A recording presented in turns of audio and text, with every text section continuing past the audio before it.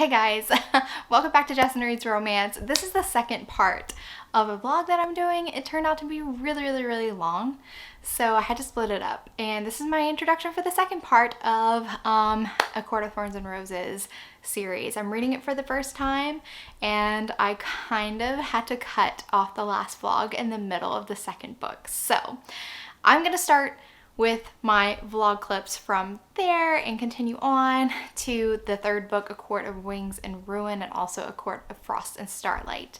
And then I'll talk a little bit about my ranking of the entire series. So yeah, enjoy. It's time for a reading update for Court of Mist and Fury. And I was like, I'm gonna be a good girl. At the halfway mark, I'm going to update you guys. And I was literally reading my bed last night and I completely blew past the halfway mark and just continued to read.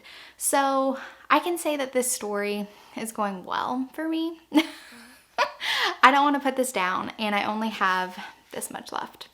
Just itty bitty baby, little bitty. I think on my Kindle it says I have like 12% left in the book, so I'm almost done. But I do want to talk about how I think that this book is so well plotted and so well paced, especially compared to A Court of Thorns and Roses. But looking back on A Court of Thorns and Roses, I understand why it was paced so slow in the beginning, because Feyre is entering a new world, and she has to start being sympathetic to all of the Fae, which she has grown up being afraid of and hating, you know, having prejudices against them. So I understand why that was paced so slowly, to let her ease into the world, so it wasn't so like jarring and be like, oh, now she loves fairies. Okay, like she barely spent any time with them. And I didn't feel like that in the first book. I felt like she had really started to grow to love the world and love the people and started making friends in there. So anyway, this book is so freaking good. Once Rhys takes her to the Night Court, he definitely doesn't coddle her. And after meeting his inner circle, he immediately is like, okay, well, we need to discover what kind of powers that you have, and I have like a test for you because there's war coming, so we might as well give you this little task, see how you perform, because we think that since you were remade and you had like a little part of all the High Lords, that you're probably going to be able to sense certain things. And he's like, okay, we got to go to this place called the Weaver. She goes to this hut, and it's very like, it feels like Hansel and Gretel-ish. This woman, she's this old, she has like the body, a very young body, but like her face is like craggly and sunken. She doesn't even have eyes. She's blind and she can hear. And Feyre's task is to go get this item that Rhysand's like, you'll know it, you'll feel it. So she sees this ring and she grasps it, and before she gets to the door to be able to escape, the Weaver senses her. And it's a very like thrilling scene, and I love it. It's almost like a little bit of horror injected into there. I just really loved it. All I want to come here. So Rhysand's in the forest, and she's like, why isn't he helping me? And I really like it because he's like, you had it under control. And Rhysand really needed to see if she'd be able to fight through her panic, because she was in this chimney and she started to kind of have a panic attack, but she pushed through it and she used her strength because she forgets that she has these immortal powers now. And it's just a really good scene. I loved it. He pushes her buttons. He doesn't coddle her. Of course, he's there to help her. And then there's another scene where they go to the bone carver because they're looking for information on what the king of Hyburn is trying to accomplish. Is he trying to resurrect Jurian? How would he do this? And he asked Rhysand to tell him something that he's never told anybody. And of course, Rhysand doesn't want to say anything. He kind of makes like a flip remark that's really nothing, no good information.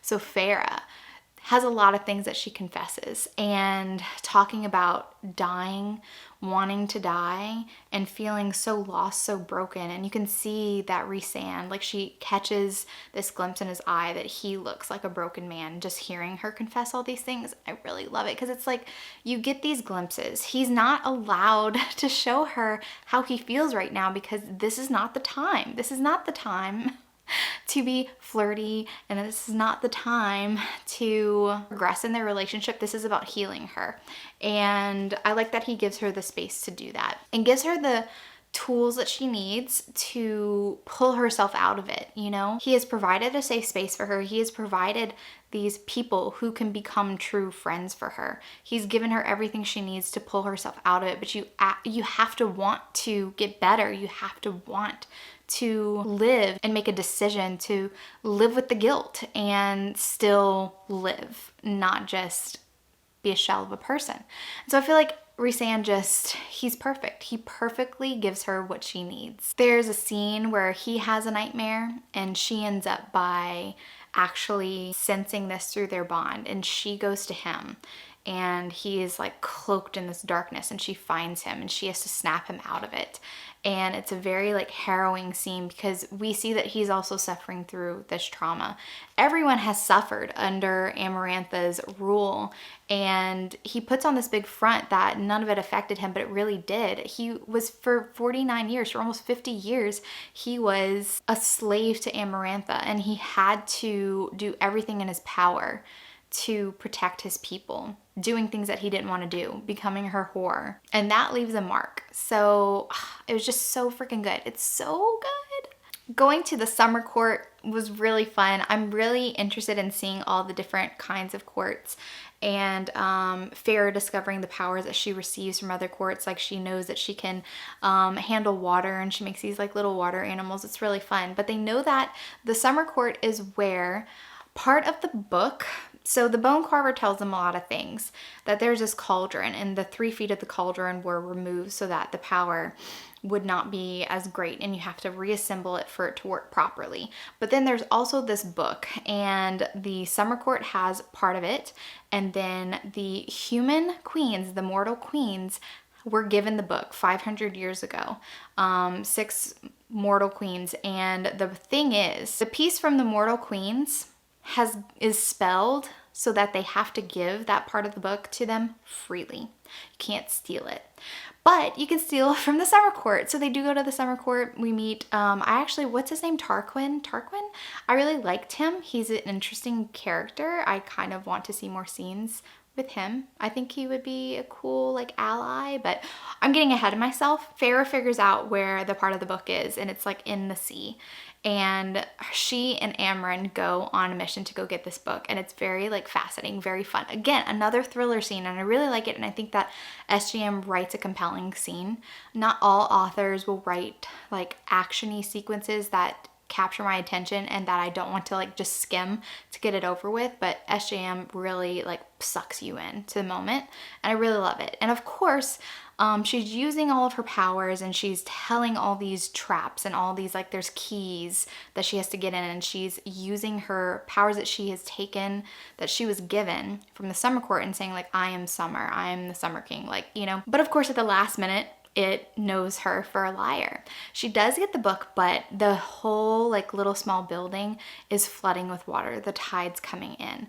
And at the very last moment, the water wraiths save her to pay the debt that she had.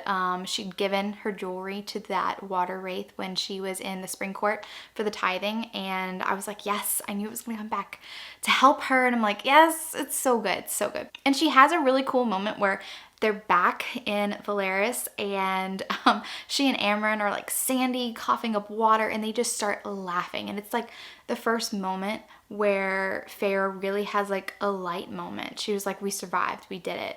And she had kind of fun doing it, and her and Amren had bonded over it, and it was just like really nice, and I like it. You could see her coming back to herself. The thing about it is, when she was in the spring court and Tamlin was just like, I just want you to be pretty much like the girl in the tower. Like, just, you don't worry about this. I'll take care of this. I'll protect you. Like, she wanted to... Ollie walking through the tripod. What are you doing? She wanted to be a part of the action. She wanted to help. She wanted to be useful. And Tamlin was too afraid of risking her. But here at the Night Court, she's able to be part of the team. And she's making true friends in Cassie and Azrael, Moore and Amren. And I'm just like, yes, yes. It's just what she needs. It's what she needs to heal. She needs true allies. She needs people that are going to push her, not coddle her. And of course, as we progress in the story, finally Rhys feels comfortable kind of doing some little flirtations with her. And some of it's to get under her skin because Just like the first time that he brought her to the Night Court and he's giving her these lines to write, pushing her buttons, making her have a reaction other than just being kind of like this zombie that has no emotions, no feelings, doesn't want to fight back. He's trying to get her to want to fight back. And those eventually turn into, so Rhys starts writing her notes and she'll write back and then the note will vanish and then like pop back up with a reply. And it becomes like a thing between them. And it's really sweet and there's lots of like little flirty moments. And she's enjoying it, but she's also just like, it's so soon. I just left Tamlin. Like, is it okay to start flirting? Is it okay to feel this way about Rhys? And she's also struggling with her relationship with Tamlin and coming to terms with Tamlin's kind of love that he was trying to show her was not the kind of love that she was like, this was unhealthy. And that's not what I'm looking for in a partner. And she feels sad for that because she feels like Tamlin gave her a lot. But just because someone has given you something or been a safe space for you before, that doesn't mean that they continue to always be like that, and you shouldn't feel like you owe them something. People do fall out of love, and I think that that was really well handled by SJM, honestly. It really, really, really was. So war is coming. We know that war is coming, and Rhys asks if they can approach her sister so that they can use their house as kind of like a base to meet with all the mortal queens. And they go there, and there's heavy foreshadowing that possibly I'm shipping Cassian and Nesta. At first, I was literally trying to pair anyone, any female. I'm like, who would be a good fit for Tamlin? Because I felt bad for him. I felt bad that he and Feyre had a sweet romance in the first book, but of course it's not gonna last because Rhys and Feyre, they're mates. And I'm like, okay, I need to set somebody up with Tamlin so that maybe Feyre won't feel as guilty. But every person that I'm like thinking, at first I was like, Nesta, wouldn't it be funny? And then I'm like, no, they really don't fit. He's so proper and so like rigid with like rules and stuff, but Nesta as such a huge personality, I just didn't think that that would fit. And then I had originally thought Ianthe was a cool person like in the first chapter, but now we know that she is a piece of work and we don't trust her, and no. So now I've given up on putting Tamlin with anybody, and I see very clearly that Cassian and Nesta would be an amazing pairing. They both have big personalities, and I'd love to see them butt heads over this. So I don't know how that's going to play out. I don't know how much the sisters are going to be brought into this world, but there is a war coming and the mortals are going to have to be involved. They're not exempt from this. The King of Hyburn is not just going to come to attack and take over Prythian. He wants to enslave mortals again, so it is their problem. Whether they want to be involved with Fey affairs, they're going to be, and they can't escape that. And that's something that they have to explain to the queens. And of course they're like playing games like, how do we trust you? And we get like some background on, what was her name? Starts with an M. Moore was friends with her. And it was the one that Jurian was kind of like in love with and obsessed with. So we found out information about that. I thought that was cool. And now it's just kind of like a waiting game. And Feyre is continuing to train with Rhysand. And there's a scene where Lucien comes to get her, is trying to rescue her. And her response is just, I love it. And I love how she clearly sides with Rhysand. And I like how Rhysand lets her handle it. Like, he's right there by her side. He pops in. She's the one really standing her ground. And she's the one showing her loyalty. But she doesn't want to show Lucien everything. She doesn't want to reveal all her cards. She doesn't want him to know that she actually enjoys being at the Night Court. She's just trying to let him know that she has found her claws and nobody's going to stifle her again. And at least she's not, even if she's trying to like project this image that Rhysand is using her as a weapon, but she's like okay with it because she can be active. And Lucien is very surprised because she like shape-shifts claws, and she shape-shifts these wings that are very reminiscent of Rhysand's wings. And so this is a side of Feyre that Lucien's just like, who are you? What has he done to you? And she's just like, I have chosen my side. Like, I'm never coming back to the Spring Court again. And I'm sorry that Tamlin's hurting, but he locked me up and you were supposed to be my friend and you didn't step in for me. You were not there for me. You could have stood up to him, and nobody wants to say anything. Nobody wants to upset the High Lord because there's all kind of rules and regulations. And that's like the stark contrast between the Spring Court and the Night Court. Rhysand's inner circle, they're allowed to have different opinions from him and voice them because he truly trusts them. But in the Spring Court, it's very almost like antiquated, and the High Lord's word is law and nobody can really oppose him. And Lucien has held his tongue many, many, many times. And she calls him out on it and saying like, I'm never coming back. And you tell Tamlin like, I'm gonna kill anybody who comes after me. Like, don't try to come after me. We also get to see the Hewn Court because they're going to go get this like orb. Mor's family has like this orb that kind of shows the truth, projects the truth, and they need that to show the mortal queens something in good faith to hopefully convince them to give the book freely to them. And it's a very interesting scene because Rhys is playing a role. He's playing the uncaring, unfeeling, the most powerful High Lord ever, and Feyre's role is to play his plaything, basically. But it's very interesting because while she's sitting on him, while she's playing this role, the chemistry, the attraction is very real. And the moment which is supposed to be for show turns very real. There's so much sexual chemistry going on right there. And yeah, Rhys kind of like tries to let her make her excuses, being like, you know, it could happen to anybody. It's okay. Like, I felt the wetness between your thighs, but it doesn't have to mean anything. But she is like, I have to admit this to myself. And one day they're flying, so Rhys carries her and they fly all the time. He gets shot out of the air and Feyre has another opportunity to just flex her badassery. And it's so freaking good because she's just like, no, like they took him, and they're in a place where she is falling for him and she's trying to come to terms with those feelings. She's like, no, nobody's gonna take my man. And she becomes this absolute badass. She taps into the power, the winnowing power that's basically like the little teleportation stuff, and she goes find him and she kills all the people who had tied him up, chained him up, and whipped him. And she is not very, she's still learning, so she can't just like winnow to the Illyrian camp. There's limits to that type of power. She finds this cave where she protects him all night, but he's still not getting better because the arrows were poisoned. So she decides to trap a Suriel because she wants to know, how do I heal him? How do I counteract this poison? And so the Suriel gives her the information, but also drops a truth bomb on her, saying like, yeah, for your mate. And she was like, my mate? Why'd you call him my mate? And the Suriel's like, you didn't know? So all these things are clicking into place for Feyre, and she's a little bit pissed. Like, so he's known for quite a while and hasn't told me. I love how she goes and she like throws the flower at him and she's like, chew this.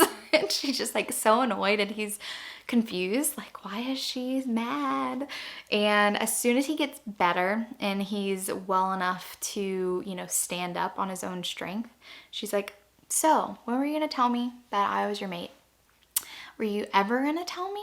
And then teleports him, winnows him to the Illyrian camp, dumps him in the mud. He's still weak, and tells Mor, get me out of here. And I really like it because in that moment she needs space. And Mor, somebody who is, you know, the third in command, she is like, yeah, I'm gonna get you out of here, because she is a true friend.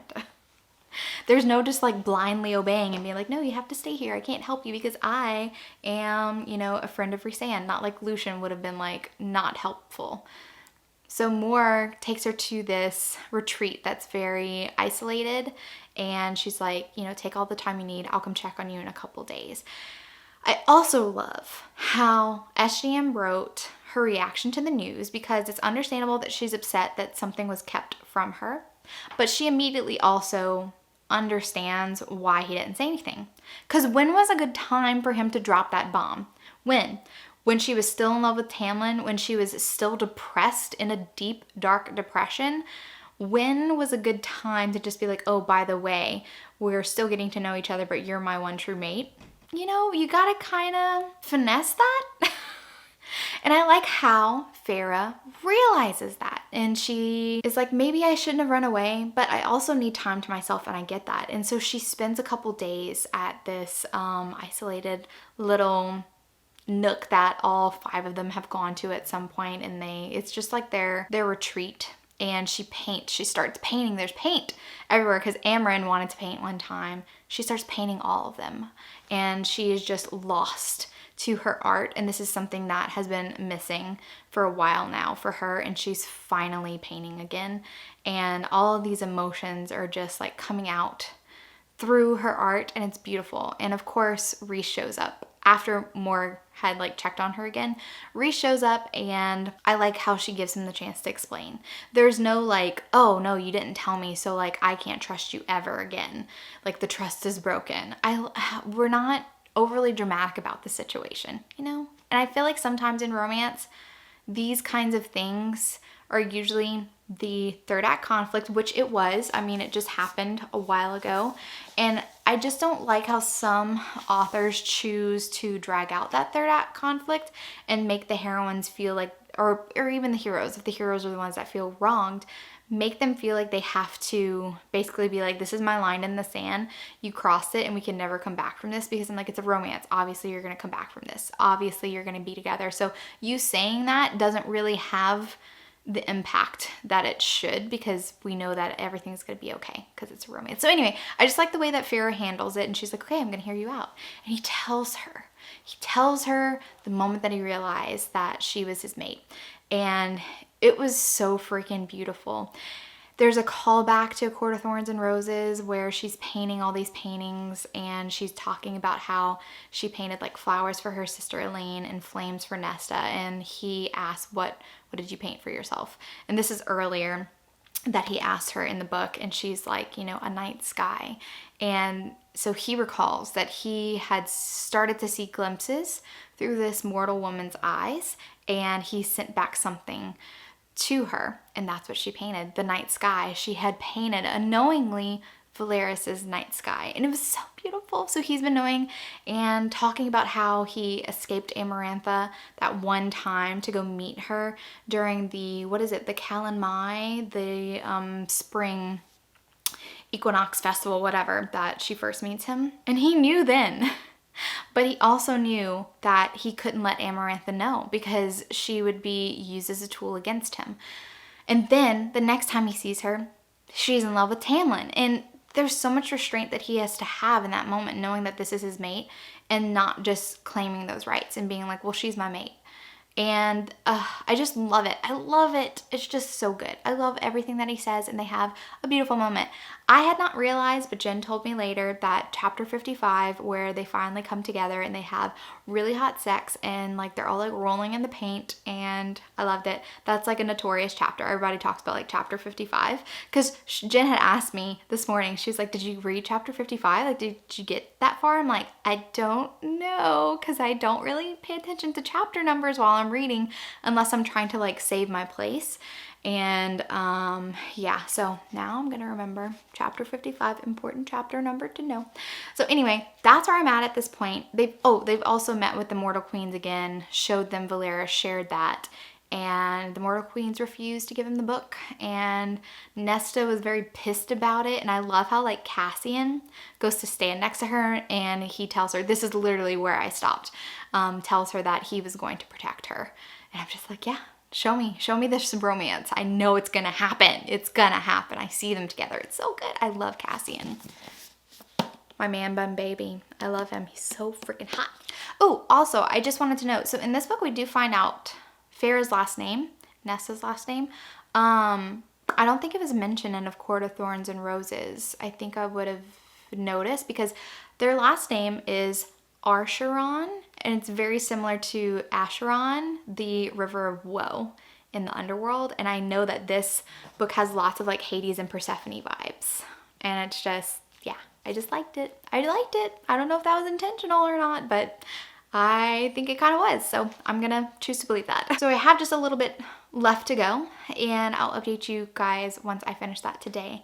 And then I'm immediately gonna start A Court of Wings and Ruin, ACOTAR. Yeah, I'm excited. I want all the merch. I want like the t-shirts, I want the bookmarks, I want the stickers, enamel pins. So yeah, if you guys have any favorite like Etsy shops that have SJM merch for A Court of Thorns and Roses, drop them down in the comments below right now, because I need it. Okay, all right. So going back to reading, I'm gonna finish this within a couple hours and start the next book, so yay. All right, final check-in with this baby.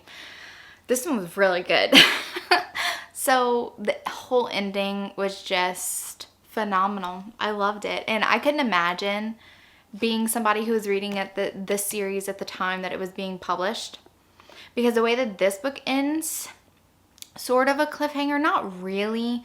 I wouldn't have been mad about it or anything. It's not like crazy, but anyway, you still have to wait for the next book if you're reading it while it's published, and I'm glad that I don't have to wait, that I have the next book. But anyway, so the whole plan is for Feyre and Amren. They've been working together because they finally have the 2 sections of the book that the bone carver has said could possibly like unmake the cauldron to where the king of Hyburn could not use it to destroy the wall between the mortal realms and Prythian. And so they decide that they're going to go on a covert mission because Amren has, you know, deciphered some things. There's some words that Feyre needs to say whenever she's at the cauldron. So they go on a covert mission to Hyburn, and they go to the room where the cauldron is. But things don't go to plan, and it was very thrilling and exciting. So of course, the King of Hyburn's like, yeah, I've kind of been waiting for you guys. Nice of you to show up. Feyre was like at the cauldron, and it was draining her to the point where she's just like, I can't hold on any longer. It's going to kill me. And it's not working. Why is it not working? Well, the King of Hyburn appears, but he was warned. Tamlin and Lucien appear. And I'm just like, guys, what are you doing? What are you doing?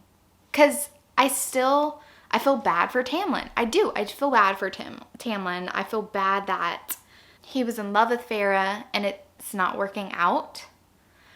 But it was his choice to choose not to believe the note that she sent to him saying, you know, I'm fine. I can understand why he wouldn't believe that. But also Lucien saw her and she was stating, like, I'm fine. And like, I could understand being in Lucien's point of view and still thinking like she's brainwashed or she's just doing this just because. I can get it, but also, it's just like a recurring theme with Tamlin and Lucien to a certain extent, where she's trying to say what she wants to do, what she needs to heal, what she is capable of. She's trying to tell them, and they just think that they know better. So anyway, I understand the motivations for like still wanting to try to rescue Feyre, but the whole siding with the King of Hyburn, that's the part that I'm just like, no. You went to war with this person 500 years ago. Don't side with your enemies just because you think Rhysand is the bigger enemy. Like, it just doesn't make sense that they think that Rhysand is this huge, big, bad evil that's worse than the King of Hyburn. Like, he's literally trying to bust down the walls of that separate Prythian and the mortal realms. He's going to enslave humans again. Like, you don't think that he's going to come for Prythian? He's just going to leave you guys alone? I just don't understand the motivation. It's not worth the trade-off. It's just not worth the trade-off. So anyway, I'm mad at Tamlin for siding with the King of Hyburn. Even though I understand his motivations to an extent. I'm sympathetic with him, but I'm mad at him more. What really just takes the cake is that Nesta and Elaine get roped into this. So they had helped Feyre because she begged them to help her. They had approached the queens, and especially for Elaine, because Elaine is engaged to a man who is very anti-Fae. Very anti-Fae. Her ring is even like an iron ring because they still think that iron affects Fae, which is a common, you know, mythological point to do with Fae, just in any book. So Elaine kind of helped Feyre, even though she knew that if her fiance would find out, it just wouldn't be good. It could possibly ruin their relationship, and she still wanted to help her sister. And now all of a sudden, they have been dragged into Fae affairs. And the King of Hyburn's like, let me demonstrate for you, these mortal queens. So the mortal queens pop up and they're like, hey, yeah, so we made a deal with Hyburn, the King of Hyburn, and he's going to give us like youth and long life and all that. He's going to make us immortal. So obviously their greed has gotten to them and they've sold out their own realms for a taste of immortality. But they want to see if the cauldron actually works first. Understandable. It's an experiment. They don't know. So they're like, let's put Nesta and Elaine in first. So they put Elaine in first. It is horrible. So horrible. Because she is just like, this is the opposite of how she wanted her life to go. She's the romantic. She just wants to get married and be happy and live a simple, normal life. And now all of a sudden she's being thrown into this cauldron. The cauldron dumps her out and now she is Fae. And it is just so heart-wrenching. And then Lucien finds out that Elaine is his mate. He can sense it. He's like, she's my mate. And Nesta's just like, hell no. Hell no. No. Now it's Nesta's turn. Okay? So they put Nesta into the cauldron, but she fights. Because Nesta never takes anything lying down. She is such like a hard ass, and I like these types of heroines. So I didn't like her in the beginning because she really was just acting like a bitch. She wasn't going to chop firewood. She was literally letting her little sister do everything. So I didn't like that, but I like her character progression. And I was like, yes, you fight this Nesta. In the moment that she's dumped out and Feyre sees her eye, she's like, something wild, something untamed is in there. And it seems like, I don't know what Nesta brought back from that cauldron. So that's a mystery. It's so exciting. And then the King of Hyburn's like, hey, I'm gonna sever your bond to Rhysand. And Feyre decides to contact Rhysand through their mind bond. They have a mating bond. It's not just the bargain bond that they have that lets them communicate. It's also the mating bond. And so she's telling him, hey, look, play along. They don't have any time to like go over the logistics of what she's about to do. She just like sees her friends, doesn't want them to suffer. She wants Rhysand to take her sisters, keep them safe. And she is like, I have a plan. So she's like, you have to play along. So she acts like there's like this burst of light because she uses some of her powers from the High Lords. The Daylight Court, I believe, is what she used. This power, and she could bust through some wards, but she kind of like manipulated it to seem like this light reaction helped her break a trance that Rhysand has kept her in. And so she looks at Tamlin and she's like, oh my God, like I remember now. And you know, what did you do? Looks at Rhysand, like, what did you do? What did you do to me? You made me do all these things. And looking at Tamlin and being like, take me home, all that jazz. And the King of Hyburn separates the bond that they have. That was the bargain bond. They still have the mating bond, and they're completely unaware that they're actually true mates, and she's hiding that fact from them. Or at least she's hiding the fact that that mating bond was not separated. So she goes with Tamlin, and Rhysand takes the sisters. Lucien's unhappy about it because he's like, that's my mate. They're gonna torture her. They're like horrible people. The people of the Night Court are so horrible. The way that this book ends, that Feyre is planning to kind of act as spy, act covertly against Tamlin, against the King of Hyburn, collect intelligence, feed it through the bond to Rhysand, and Rhysand gets shit from his inner circle. They're like, how you let her go? Like, what's going on? And he was like, actually, last night we did a ceremony where she became the High Lady, because the whole thing in the Fae world is there's no High Ladies, or at least there was maybe one time a High Lady, but mostly it's High Lords, and then they're like little consorts. Like the women really don't have like a title. They're just, you know, the High Lord's wife. But Feyre was made High Lady in her own right, and she has a matching little design on her hand that she's hiding with glamour. And I love how Cassian's like even more pissed, like, you sent my High Lady in to be a spy? Like, no. So anyway, this book was phenomenal. I loved it. Loved all the twists and turns. It was just perfectly paced. I loved everything about it. Yeah, anyway, which brings me to The Court of Wings and Ruin. I started this one last night as well, and I got about this far in to it, and this whole first part has been Feyre doing a balancing act between getting intelligence, acting like she's still a little traumatized from the Rhysand thing, from being taken against her will to the Night Court. She's kind of playing up that, especially to Tamlin, she's playing up that she was harmed and she feels so disgusted that she has to do this, but she doesn't know how else to keep Tamlin at arm's length, because there's no way that she's going to kiss him, no way that she's going to sleep with him. I mean, she would, and she thinks about Rhysand and how he had sacrificed himself in that way to Amarantha for the safety of his people. And I guess if it would come to that, I guess she would do it, but she's trying to avoid it, understandably. She doesn't want to betray Rhysand, even though I think that he would be completely understanding. It's just a violation, and you don't want her to have to go through that. So she's such a badass because she sees Ianthe for who she is. Ianthe was a huge part.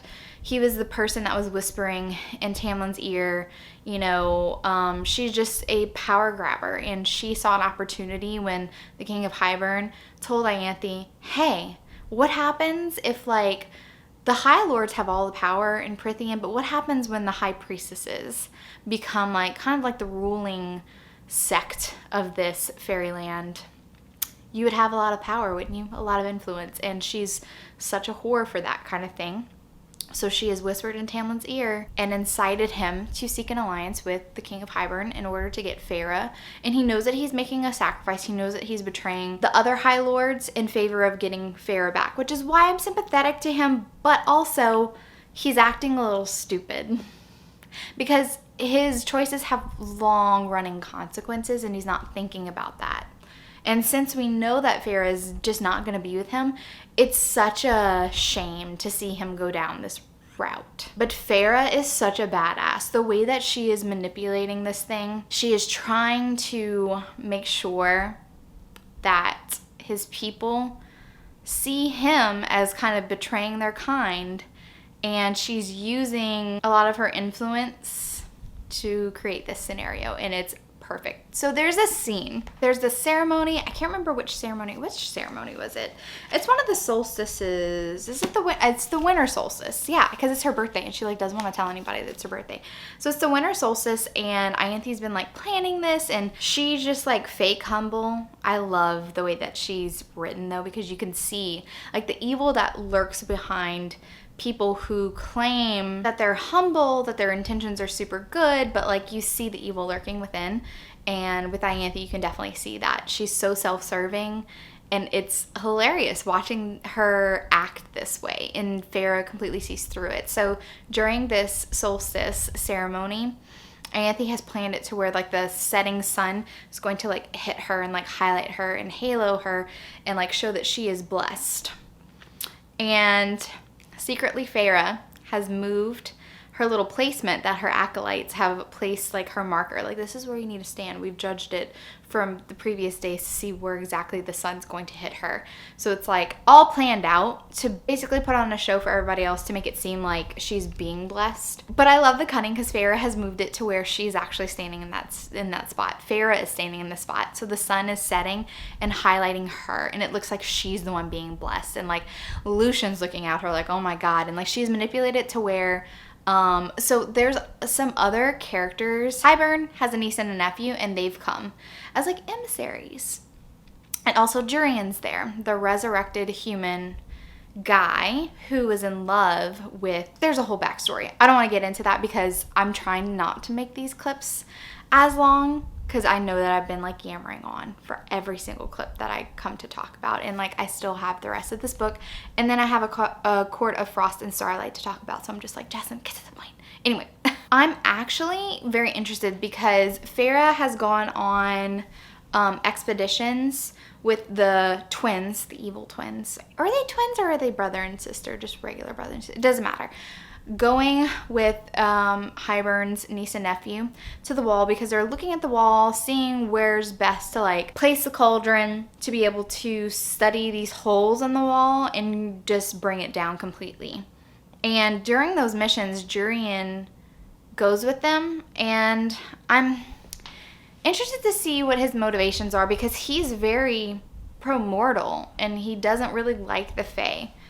And I can't imagine that he actually wants the wall to fall. And he keeps saying it's like revenge against, I forgot her name because I really don't care about her. It's all about his like history with this girl. He like loved a mortal, and then he purposely flirted with Amarantha's sister to try to get intelligence, but then his mortal first love fell in love with a High Lord, and then they've been hidden for like 500 years. Anyway, that part of the story I really don't care about. These are people that are like just on the periphery that I just don't need it. But my point is that I don't think Jurian wants the wall to come down.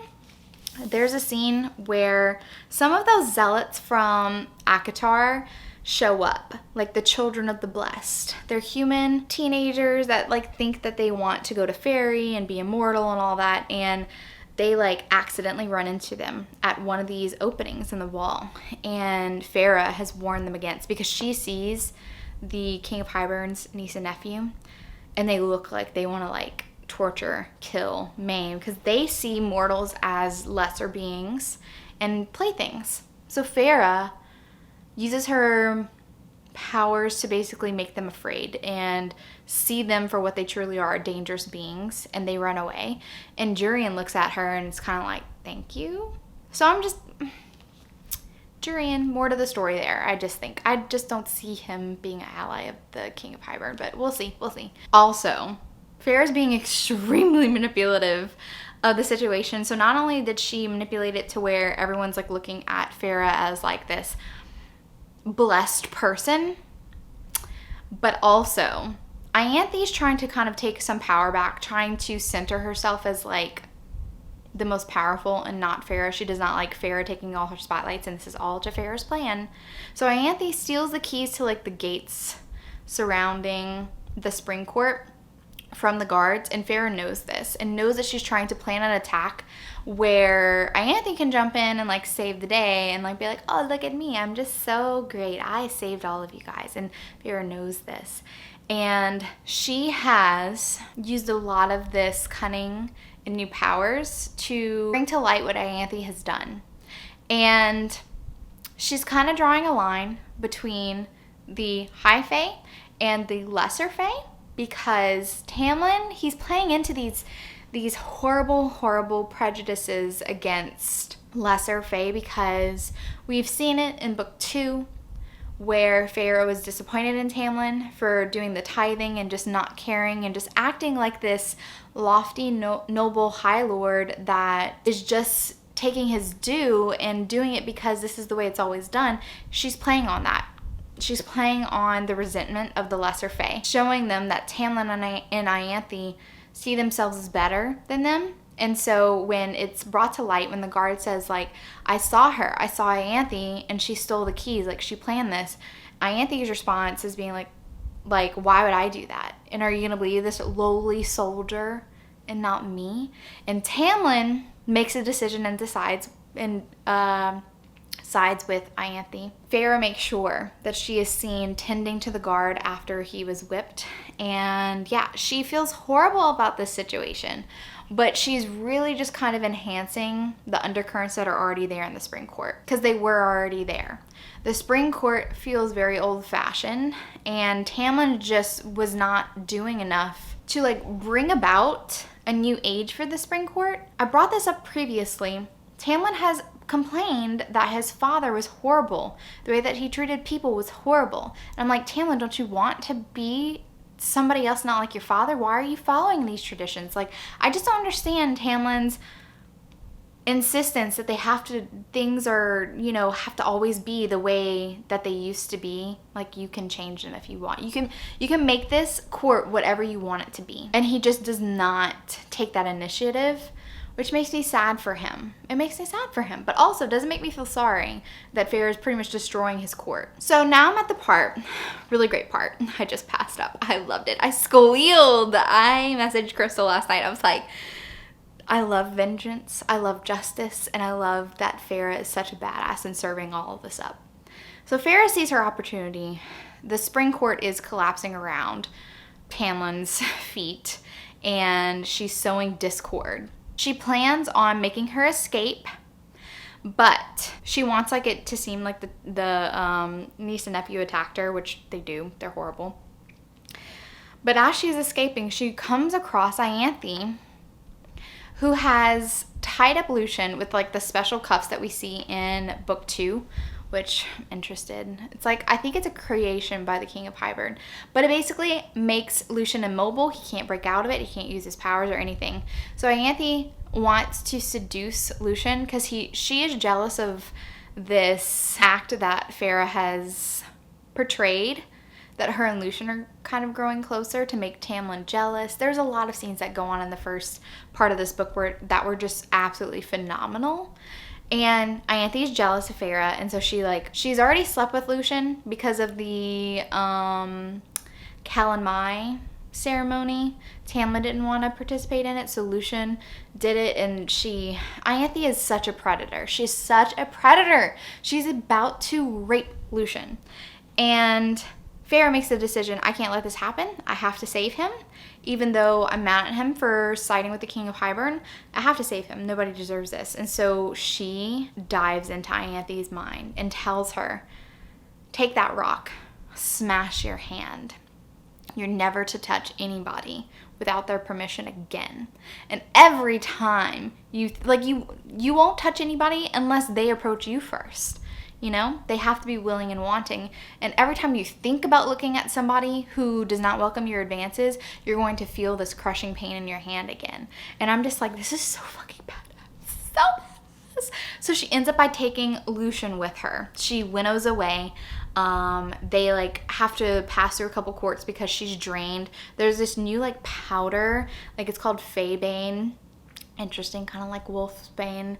That limits their power, limits Feyre's power, which was a big part of the end of the second book, how Rhys, Cassian, all of them felt so powerless at the cauldron. But the point being, we do end up in the Autumn Court, and we do get to meet Lucien's siblings, and they're horrible, but we're saved. Cassian shows up, Moore shows up, Rhys shows up. So now they're reunited, and this is all like in this first part. This is crazy. So anyway, I'm excited to see what else happens in this book, and yeah, I'll try to keep my update a little bit shorter and concise for the rest of it. I don't know how, but again, I'm looking at the time, and it's almost 30 minutes, this clip, almost 30 minutes, but then I try to make myself feel better because I did talk about the ending of A Court of Mist and Fury and also the beginning of this one. So anyway, so I finished the third book, A Court of Wings and Ruin, and I liked it. And there's a lot of stuff that does go on because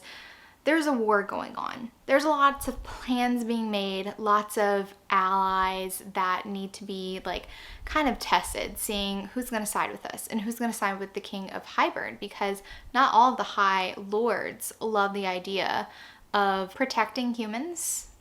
So there's some very interesting scenes, and what I really love about it is that we really get to see how Nesta and Elaine have been coping with their new life because they're now immortal.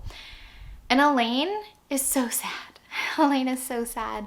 She's the one that just kind of like, not that she always wanted a normal life, but I think of anybody, she's the least equipped to deal with a change like this.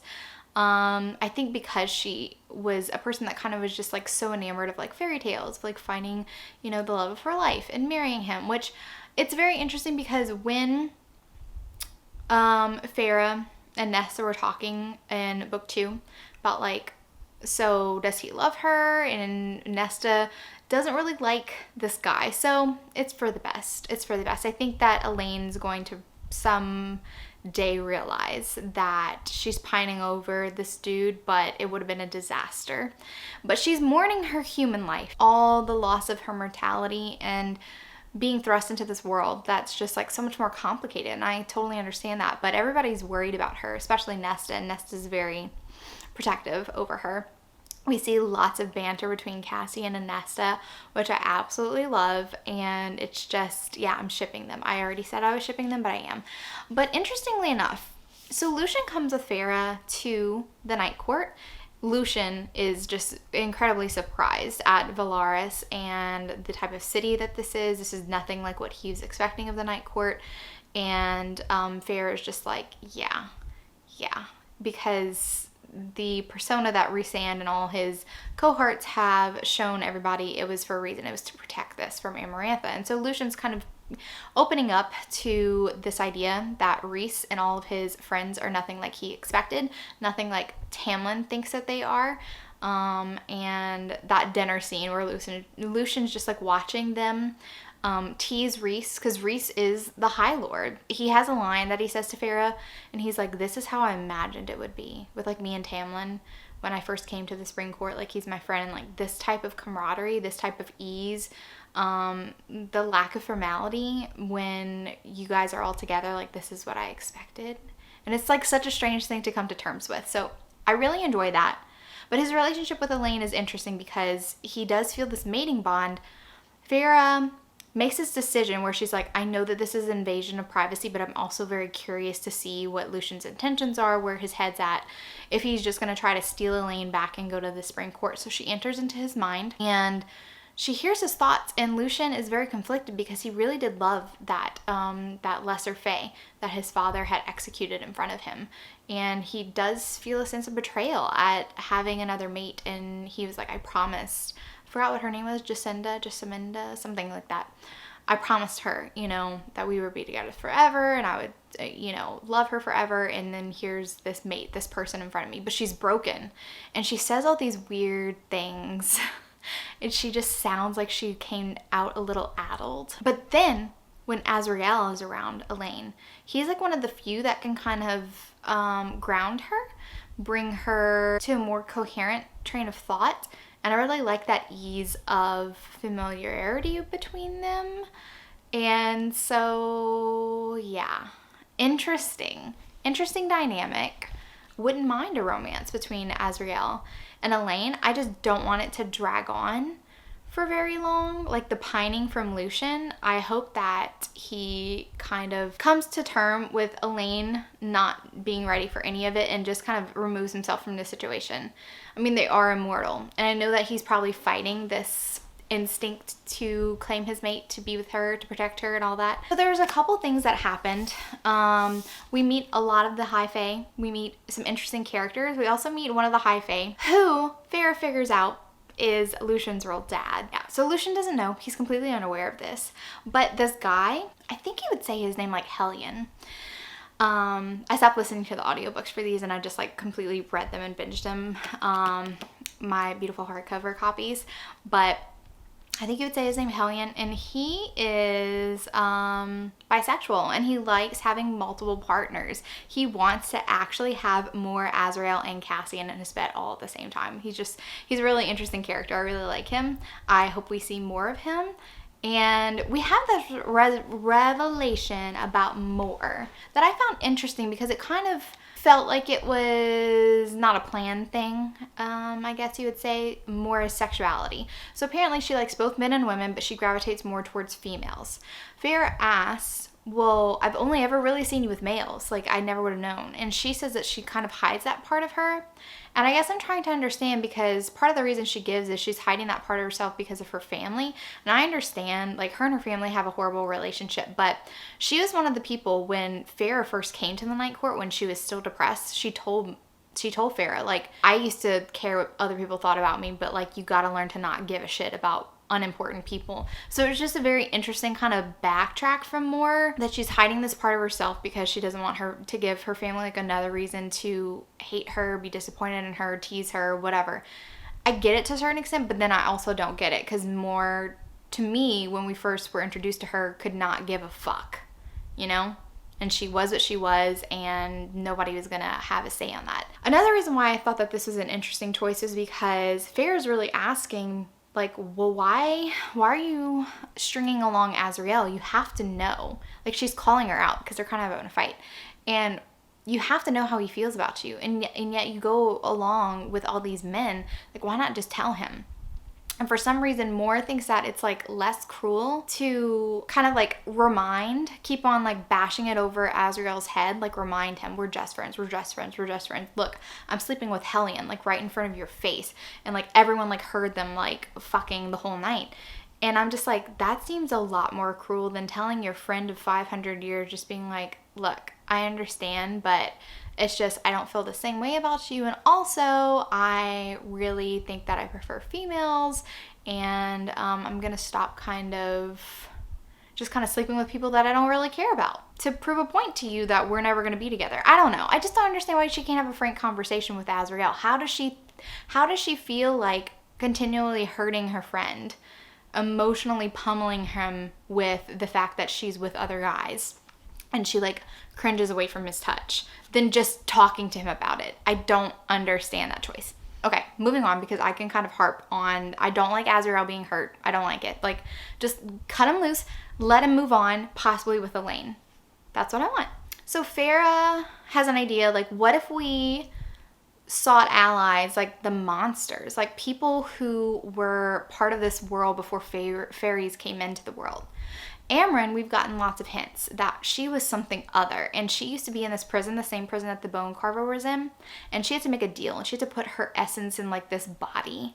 And so the Bone Carver is another one of those like ancient beings from like another place. And they're like, well, what if we use these types of people, these types of creatures, get them on our side and help and ask them to fight this war with us, because the King of Hyburn has a lot of allies that he is approaching. They also approach Elaine's former fiance. That does not go well, and it puts her into a deeper depression. But I wish that she would just snap out of it, because he said some pretty horrible things. Then we have Eris, which is Lucien's brother. I don't know what his deal is. He and Moore kind of have a history, but I don't know what to think about him, because he kind of approaches Rhysand and says, you know, I want to overthrow my father. Eventually, want your support. And it's kind of like a thing that's supposed to be happening in the future. But he also appears at the Hewn Court, the Court of Nightmares, where Moore's father pretty much kind of rules in Rhys's absence. So I'm just very curious to see how all that's going to play out in like future books. I would say that this book has a much slower pace. There's some scenes that were really cool. Nesta and Feyre were in the library, and they went all the way down because the King of Hyburn used this spell to like crack into the wards and send his two cronies to come capture Nesta, because they find out that Nesta took something from the cauldron when she was made, and that when the next mortal queen went into the cauldron took her beauty and her youth away from her, but did make her immortal. But she's an immortal crone now. So they want Nesta, and it's like, ooh, two for the price of one.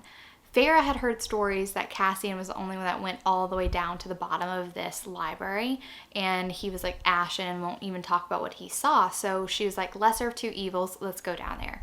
There's an ancient creature down there, and Feyre makes a deal with this creature, saying that, yes, I'll send people down here for company, because they want company, not to eat this creature. And then also it gets Feyre thinking, what if we offered this creature a chance to get out of this library and fight on our side as well? So anyway, there's lots of creatures that they're like, we need to entice into fighting for us on our side.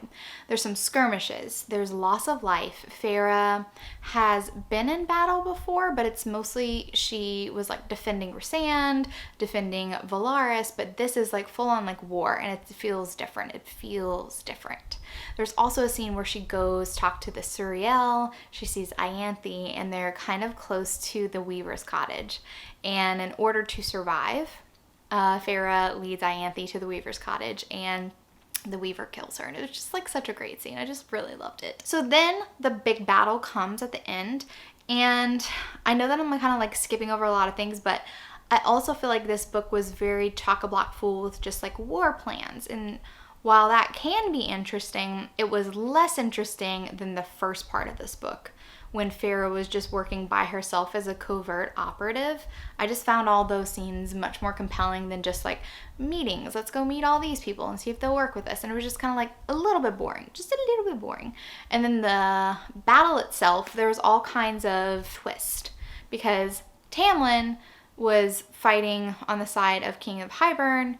During the meeting of all the High Lords, Tamlin showed up and kind of acted like, well, he was acting like a dick, honestly. And Feyre like used her powers, and it was like such a great scene. But then they found out that Tamlin immediately would go run to the King of Hyburn, so like he's still working with Hyburn. And then during the battle, like Tamlin helps her. It's just like a lot of like flip-flopping, and it's almost kind of like SJM was writing it to where she was trying to not trick, but trying to surprise us on like who is the actual allies and who is not. There's also a scene where Feyre goes to the cauldron, and she's going to try to work the magic. It's supposed to be like Amren and Feyre and Nesta and Elaine we're all kind of made beings, and if they split this kind of like job of destroying the cauldron, they might all survive. Feyre and Amren are the only one that make it to the cauldron, And then there was kind of a scene where you're questioning if Amren's betraying them. I didn't think for a moment that she was, but it still was written in that way. And I was just kind of like, okay, I'm bored with the, is this a good guy? Is this a bad guy? Oh, and also their father shows up at the end. He's been absent this whole series and he shows up just to die. And I felt like that was a little bit of an underutilized opportunity. Because he shows up with like ships, he was getting like allies. It was just kind of like Chekhov's gun. Just kind of like, hey, look, reinforcements at the time that you need them.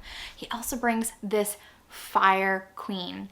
So there was a missing mortal queen, and they said like the sixth one was sick, but she really wasn't. And what they did was they sold her into this to this guy, and he used this spell on her, and it's a lot like the Swan Princess. So she is like a phoenix by day, and by night she turns mortal again, or maybe it's vice versa, doesn't matter. And there's also like other girls that he had captured, and they're swans, so very much Swan Princess. SJM loves to pull on fairy tales, mythology, all those good things that I really enjoy, and I like seeing those things, like being like, aha, I see what you did there.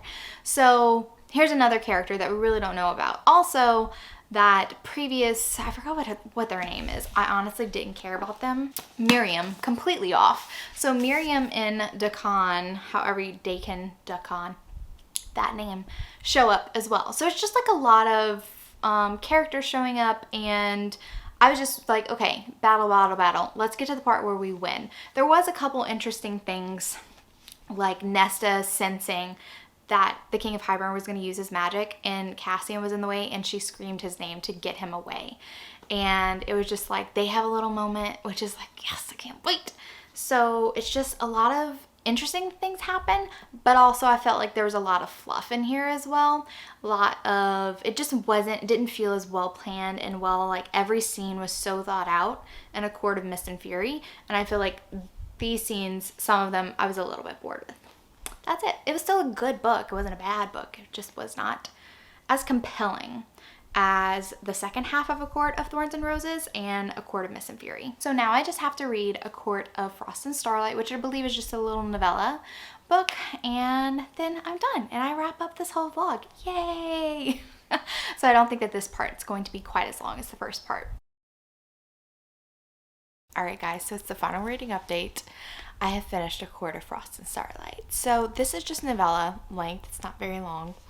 And from what I understand, from what Jen's told me, everyone thought that the series was done with A Court of Wings and Ruin. And so whenever this was announced, it was exciting because it's like, oh, we're going back into the world, and it has a preview of A Court of Silver Flames in the back. And so, yeah. Anyway, so this is a novella, and it happens in the week leading up to the winter solstice, which is also Feyre's birthday, and she's never celebrated it with Rhys before. And so it's like very exciting time, but it's also aftermath of the war. It's seeing that the Illyrians are kind of a little bit restless. So the Illyrians are the race of like lesser fae that Cassian and Azrael are, and Rhys is also half Illyrian as well, but a lot of the higher fae look down on Illyrians, even lesser fae look down on Illyrians, and so there's dissent going through those ranks, and they're trying to figure out like who's kind of causing all of those bad feelings to kind of like fester. And that's very interesting. We get some of that from Cassian's point of view. Oh, that's another thing that I want to talk about. The POVs. So in the other books of the series, they're all told through Feyre's point of view. And in this book, in this novella, it's told through the point of view of Feyre, Rhysand. I think we get Mor's point of view at one point. Yeah, we definitely do. And then Cassian, and then right at the end, Nesta. So there's a couple points of views. Interestingly enough, she changes the tense as well. So Feyre and Rhysand's are written in first person point of view, and then Morgan's and Cassian's are written in third person point of view, which is an interesting choice. It's kind of jarring to go from one to the other. So I thought that that was an interesting choice, and I'm wondering if that's a reflection of how the next book is going to be. Now there's a preview in the back of the book of A Court of Silver Flames that I actually have not read, because I'm like, oh, it's so close to the release date of A Court of Silver Flames. But I'm wondering if I might just like hurry up and read that real quick and then come back just to see if the point of view is going to be told through multiple point of views. Like if we're going to get 2 point of views for Cassian and Nesta. I'm getting ahead of myself, but now I'm just kind of like wondering if I need to answer my own question right now. Okay, before I do that, let's talk about like the events that happen in A Court of Silver Flames. It's like reflecting. It like looks like it's like actually like shining on her. Anyway, so they're trying to get their lives back together, and interestingly enough, Elaine is a little bit more settled. She still has a problem with like Lucien.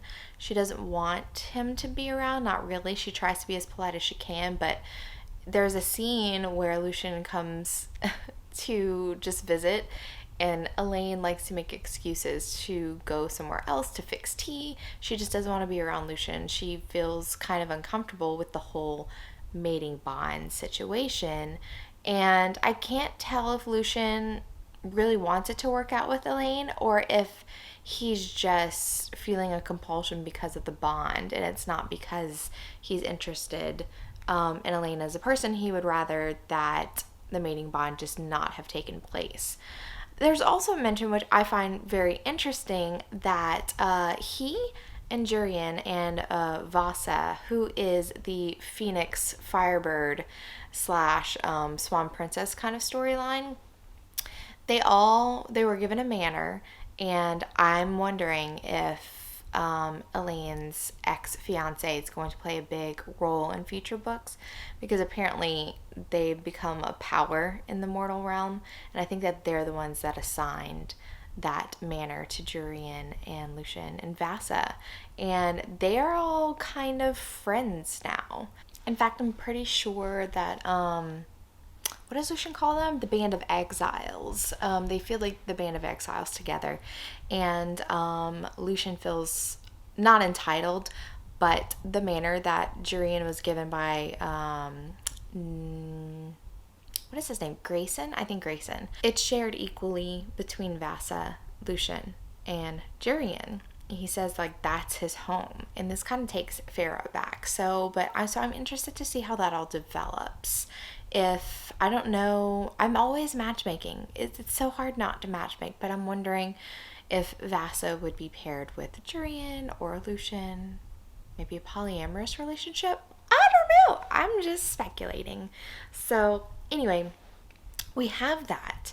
So what is the point of this whole novella? It's to see the aftermath and catch up with the characters. The only thing about it is I didn't enjoy it as just an addition to the story, because there's really no point beyond the winter solstice, and that would have been fine, I think, if it would have been in Feyre and Rhysand's point of view, and focused on them as the High Lord and High Lady of the Night Court, and reconnecting with the city, a city that was touched by violence, and Feyre even sees that there is this former art gallery that is no longer it's vacant because the owner has died. And so it's like coming to terms with all of that, and also just having like a nice quiet moment, the winter solstice, Feyre's birthday, having all that through Feyre and Rhysand's point of view. And I would have liked that, but it feels kind of disjointed when we're in so many different points of views, like dealing with Moore, and she's gonna have a lot of stuff with like the Hewn Court and her father, and like Eris was visiting her father, and it's just kind of like, okay. And it just makes me question the focus of the next book. Are we going to focus on a couple? Because the first few books, the first 3 books were focused on Feyre and her journey as a character. So I'm wondering if we're going to switch to multiple point of views like this book was, which I did not enjoy, but that is a personal thing of mine. I don't enjoy a lot of points of views, which I know that's popular in fantasy, especially in YA fantasy. It's one of the reasons why I gravitated towards adult romance, because I prefer to focus on a couple and have like some hints in the background of like future couples and their stories, but like I want to stay with my couple. during the course of the story, I don't want to have multiple points of views, because this is the example I always use. I know that people are probably tired talking about it, but I read A Game of Thrones. The whole entire series is called A Song of Ice and Fire, and I read all of those books. And it's frustrating reading a lot of point of views, because events are happening with certain people and then it'll just cut off and we'll switch to somebody else's point of view. And I'm just like, I don't want to be reading this point of view right now. Get me back to the other one. This is not the time. And then it was very frustrating because the last 2 books that were released, we only get 4 points of views. And we don't see 4 other characters that had previously in previous books had point of views. So we only get the story told through those perspectives. And it was extremely frustrating because I'm like, some of my least favorite points of views are in this book, the entire book. So anyway, I'm not a fan of that, and I'm wondering if it's going to continue on with the next book, which I'm not excited about. So since we're in a different points of views, we do see that Morgan, she is struggling, like I said, with, I guess, her place in the world. Interesting dynamics with her father. I guess it's her only real conflict, honestly, is the conflicts with her family, because even the conflicts about her sexuality stem from the conflict with her family. Because if it wasn't for her family, I don't think she would have trouble voicing that she is bisexual with a preference for women. I still don't understand why it matters, because she hates her family, and so what does it matter what they think? I don't know. Personal opinion. Cassian, I think, has, if we're going to have multiple point of views, Cassian, I really enjoyed his. I enjoyed how he goes to the Illyrian camp, and also how he thinks about his mother and like the vengeance that he served on his mother's behalf, and how the women in Illyrian camps are treated and how they're trying to change that. I did enjoy that. And Cassian and Nesta have a moment. So after the winter solstice celebration, which is also Feyre's birthday, everyone arrives except for Nesta. Nesta has pulled away so much from the end of In a Court of Wings and Ruin. Nesta was the stronger of the 2 sisters. She was the one that was coming to terms with her new life, and you could just see that she was just better equipped to handle it. But after the events of the war, Nesta has just shunned everybody, and she's gone back to just like hating her lot in life, which I found interesting. And I really do like the moment where Cassian walks Nesta back to her apartment, and Cassian observes, like, I've seen this look in people's eyes after war, and even I know how it feels after like my first war. It took me a long time to get back to like normal, to feel normal things, and he's observing this in Nesta, like this is what's happening with Nesta. But I just found it interesting that she's literally shunning everybody. She lives in this kind of dilapidated apartment, and it was very sad when we finally do get her point of view right at the end, because she knows she's pulling away, but she feels so changed, and also she has PTSD. A lot of characters in this world experience PTSD, but so it's kind of like another Feyre situation. She won't light a fire because the crackling of logs reminds her of the moment that her father's neck snapped, and so she only lights like candles and stuff like that. And yeah, so I feel very bad for Nesta, but I'm just wondering going forward how that's all going to play out in like the next book, and if we're going to continue to get like this pining for on Lucien's point of view for Elaine. I don't know if I would consider it pining. Like I said, he's frustrated because he's like, I have this mating bond, she wants nothing to do with me. Also, Feyre's trying to play matchmaker a lot, which I'm just kind of like, let people do what they want to do, you know, like don't try to force. She's trying to play like matchmaker a little too much, I would say. So anyway, the whole book felt a little bit directionless. I wish it was focused just a tad bit more. Okay, now, like I said, I'm going to go read the preview real quick. I changed my mind. I was originally not going to read it, and now I'm just like, let me read it so that I can see how many points of views are included in this preview, who it's really about, because like I said, I didn't even go look to see like the synopsis of A Court of Silver Flame, so I'm assuming I know, but I don't know. So now I'm going to find out for sure. Okay, so I read the preview, and I love what happened at the end. Feyre has had it up to here with Nesta's bullshit. I do consider it bullshit behavior because I understand being affected by the war, but when Feyre says, like, I understand what you're going through and stuff like that, and Nesta's just like, you don't understand, you don't know me type of thing. I'm like, everyone has gone through this war. You're not the only one that was thrown into a cauldron. Elaine was. And Feyre also was changed into a fae against her will, pretty much. And she's gone through some shit. And so Nesta's behavior does feel like kind of like petulant child behavior. And she needs to snap out of it. So Feyre's decision to kick her out of Velaris is a good one. And I'm just like, yes. Like, go get a taste of the real world. And she has just been going in this downward spiral, and she was able to because she was getting a salary and she was using it to get drunk every single night and just sleep with anybody. And it's annoying the way that she is just destroying her own life.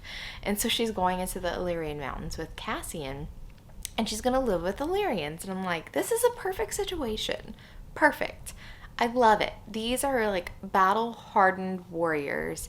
Their way of life is very different, and I just want her, she needs like some structure, almost like she needs like that military like structure to whip her into shape, because nobody is getting through to her. She and Amren kind of had like a friendship in the third book, and now it's like totally gone.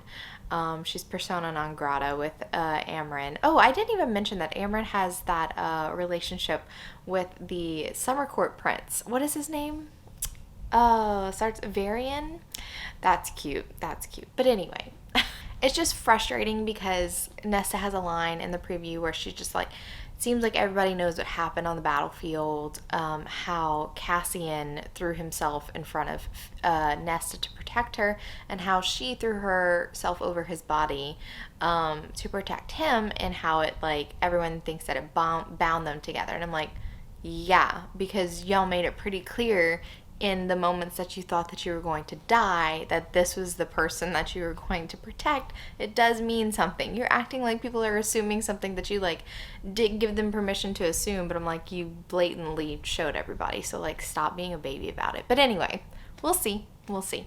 Okay, so now I'm going to rank the books in the order that I think are my least favorite, and then my favorite book. It's not really a surprise. This is my least favorite. I just, yeah, like I said, wasn't really a concise story to be told. Would have preferred to just wrap up Feyre and Rhysand's points of views in this one, and then save all of the other points of views for the next books in the series. So, and then A Court of Wings and Ruin. So, interestingly enough, the way that I ranked A Court of Wings and Ruin and my next one is A Court of Thorns and Roses, I kind of struggled with the third and second spot, and I feel like similarly about both of them. And A Court of Wings and Ruin, I think that the first half was so, not even the first half, the first third was so strong, and I really loved what was happening, but I felt a little bored in the middle part. And also the battle, like I said previously, I think that there was moments where I'm just kind of like, okay, this kind of like plot twisty thing, I'm over it, because there's been so many things that were happening during the battle where it was like you're questioning the allegiance of this person, and then questioning if this is the end, but oh no, someone has showed up to help them and stuff, kind of like that. And it was just not the most interesting battle to read about for me, and yeah, I was just like waiting for it to kind of be over. So the most that I like really enjoyed, like that I thought was like phenomenal, and I was freaking out, and I had like the same feelings of like, this is amazing writing as the second book in the series. It was the first third of this book. So I'm putting it at the bottom because the front half was good, but the back I was a little bored with, to say the least. And to wrap up Feyre and Rhysand's story, I thought that that was not the strongest ending to their story. So anyway, then I put A Court of Thorns and Roses because, like I said, slow burn in the first part. The second half of this book was freaking phenomenal. I loved it. I just really loved her introduction, Feyre's introduction to the Fae, and I love learning alongside her. The trials are really harrowing, but so interesting. Like, I couldn't put this book down. I stayed up until 2:30 in the morning reading all the events that happened under the mountain. I was just so excited by all of it. So yeah, this is my second favorite book in this series. And no surprise, A Court of Mist and Fury. This is a perfect book. Seriously, at no point was I bored in this book. It was amazing. I loved every second of it. And yeah, phenomenal. And I love Rhysand and Feyre. They're really good. And I really like the dynamic that's happening with them in this book. Because in the third book, they're happy. But in this book, it's still, we're trying to discover the mystery that is Rhysand. And I enjoyed that. I enjoyed coming through his outward persona that he has shown the world. Everyone thinks he is, you know, the worst of the worst. And then discovering his inner circle and how comfortable he is in his history. And that was just like so amazing. And I loved it. And I kind of like he has a little bit more of a bad boy attitude in this book. So I like him. And in the second book, and in the first book, and in A Court of Thorns and Roses. So maybe that's why I liked it, because Rhysand still is holding on to that kind of like, I might be a little bit of an anti-hero kind of thing. But in the third book, he is just the hero, the knight in shining armor kind of thing. And I like that, but like, I enjoy this Rhysand more. They're all the same Rhysand, but you get what I'm saying. Anyway, so this completes all of my reading of this series. I am excited about A Court of Silver Flames, and I am going to be reading it when it comes out. So I don't know if I'll do a vlog of it or not, or just like a recap. Probably just a recap. I don't know. It just depends. If something like crazy is happening that I feel like deserves for it to be vlogged, I'll vlog it. But I'm making no promises. This was fun. I am glad that I read the series. I think that reading the series just to read A Court of Mist and Fury is completely worth it. That book was really, really, really good. And yeah, I might read Crescent City as well. So anyway, alright guys, thank you so much for watching this vlog. I know this was extremely long. This is going to be a two-parter. And yeah, if you're still with it, then kudos to you, because I talked a lot. And especially for a book series that has been out for so many years and everybody's already probably talked to death. But this was just from the perspective of somebody who hadn't read it before. So I had fun doing it. I hope you had fun watching it. If you like this video, give it a big thumbs up. And if you're not already subscribed to my channel, make sure that you subscribe to get notified of any future videos that I do.